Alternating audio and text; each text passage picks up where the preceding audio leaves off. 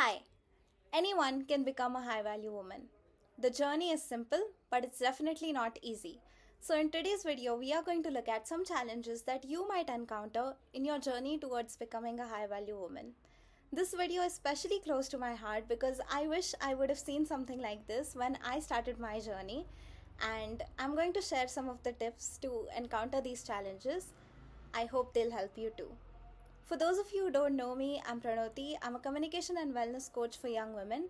I help them build the confidence, polish their communication skills, become better public speakers, and eventually just lead the best life they can. Not just live their lives, but actually thrive it. So, without further ado, let's jump into the first challenge that you might encounter, which is you don't exactly know what you want. Now, on Instagram, on YouTube, on TikTok, you might see several trends of high value woman lifestyle. It could be green juices, yoga, Pilates, Sunday nutritious brunches, whatever it is.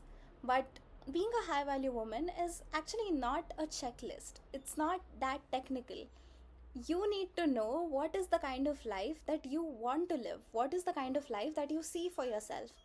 For example, when I decided to become a communication coach for young women, I knew that I wanted to help young women become like a better version of themselves because that was something that drove me. I wish I had that help when I was on my journey, and I wanted to be that help for others, which is what lit that passion within me. And I started imagining my life as a communication coach for young women, which eventually played out. And now I'm actually able to exercise this passion into helping young women like y'all. So, you need to know what your ideal life looks like, what you want from it, not just career wise, even health wise. How do you imagine your workout or nutrition routines to be? How do you imagine your family and your relationships to be? Know what you want. And the solution to this problem is, now I know a lot of you people don't like to write, but I would really suggest journaling. And if you don't want to journal, you need to do a check-in with yourself, or at least talk to yourself, record a video, make post-its, make it fun, but do something that will help you identify the qualities that you admire in other people, that you want in yourself. You could be talking to your mentor someday and you realize that, wow, this person is so empathetic. I wish I was like that. Or, wow, this person is so patient with all of my problems. I wish I was like that. So, these are the qualities that you admire in others, and you already know them. You just need to set a goal so that you know where you're going, so that you can draw the path up to it. So, yeah, that's the first challenge. Coming to the second challenge, which is you still tie your worth to validation that you seek from others. The best example of this is when someone compliments you, you feel great, like amazing, your day is done, and you are at your happiest. But when someone doesn't compliment you, you feel pretty low and pretty bad because that is perhaps something that you were expecting them to do, and they did not do that. So, a typical sign of this would be um, you decide how your mood is based on what others say to you or interact with you. And the way to solve this is you need to remind yourself of your worth. What are the things that you have done that make you proud? Know this one thing, that in your life, from your birth to your death, you are the only person who's your own companion. Be it your parents, be it your partner, even if you have a lifelong relationship, they are not going to be with you throughout that time. So never leave your own side. Remind yourself of your worth. Remind yourself of the things that you have done that you're really proud of. And in these moments where you feel weak, think of how far you have come from the past. And this could be something as simple as maybe you had a hard conversation with someone and you did not spiral after that conversation. Maybe you used to spiral before, but you didn't. Remind yourself of this. This is a small thing, but it's a big achievement for you. So, this is the way to solve the second challenge. The third challenge that you might encounter here is you struggle to set boundaries without guilt. You feel like saying no is climbing a Mount Everest. It's that hard for you. You say yes when you want to say no, and you really mean no, but you just end up saying yes. Be it people pleasing, be it peer pressure, the reason doesn't really matter. Like, we can have a separate video on that, but you struggle with setting boundaries. Another sign of this could be you feel that saying no is really mean, which is not the case. You are just choosing to spend that time with yourself. And while you may have a lot of love and care for someone, you can set a boundary. It's okay, it's for you, and you choose how to lead your life. Another sign of this is you over explain when you say no. You start giving reasons, you start explaining why your reasons are so valid to say no. Guess what? They don't care that much. And even if they do, you don't have to over explain. You can explain, but not spiral into it. I know you know what I mean.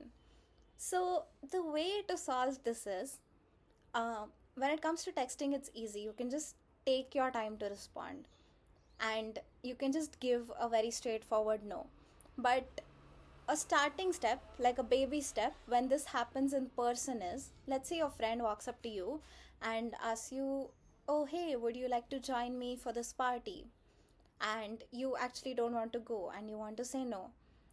But your impulse of years of people pleasing is probably telling you to say yes. In these kind of situation, you can give a vague response like, "I'll see, I'm not really sure, but I'll let you know." And then later on, when you have had the time to think and figure out whether you really want to go or not, then you can actually say no in a very straightforward manner. That's the way to solve it. Do it once, you will like it. I swear, you will like that you're setting a boundary for yourself, and you'll be proud of it, and you'll do it again. It gets easier with time. The next challenge that you might encounter is you are emotionally very reactive and you tend to spiral. Now, this is something that's a little challenging to solve, and this is something that I also struggled with for the longest time.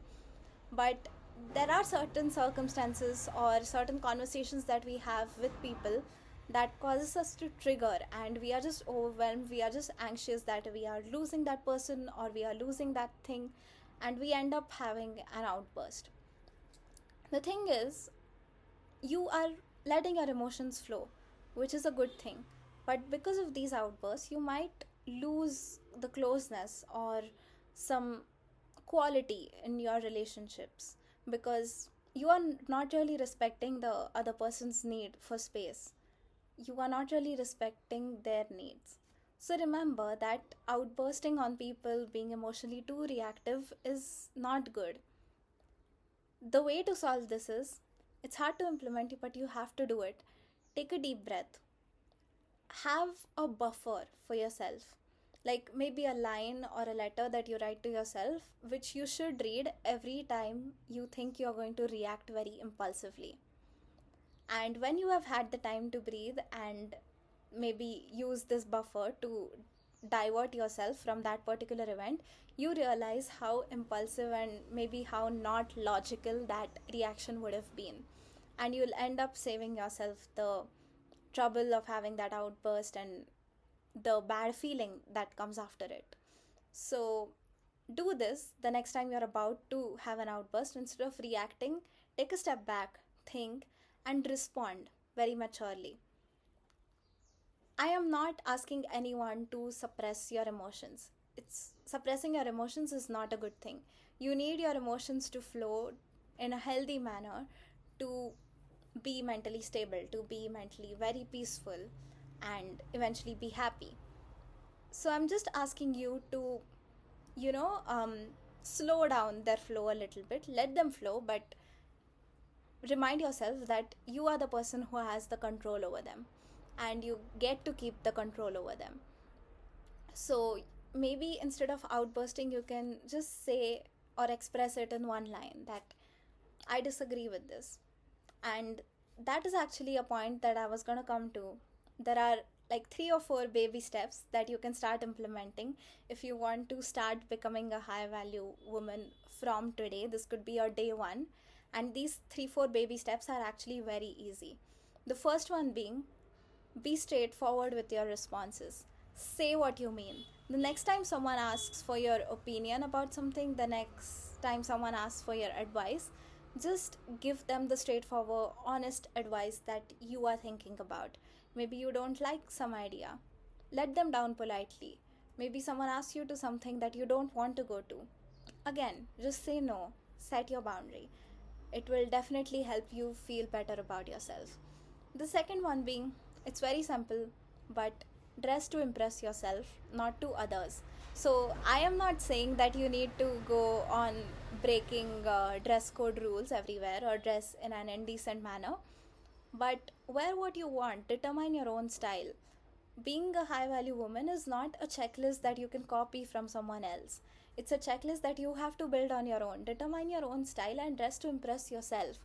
Make yourself presentable so that you appear good to yourself and you feel good about yourself. The third one being, ask the hard questions. Don't be afraid. If you want to get clarity about a job, if you want to get clarity about maybe a situationship that you are in, ask that hard question, have that hard conversation. The more you put it off, the more it will keep eating you in your own mind.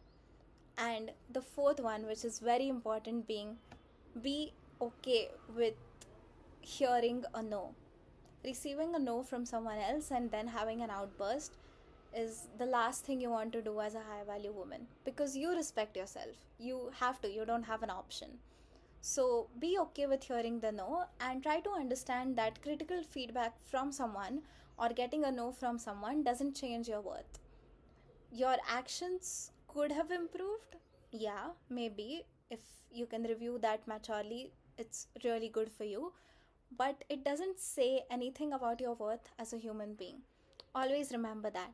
I hope these four challenges and the tips that accompanied them are going to help you in some short way towards becoming a high value woman. Give this video a thumbs up if you have liked it and subscribe to my channel, ring that notification bell so that you can stay tuned with all the self-help and personal development videos that I'll be putting up in the coming months. Thanks for watching.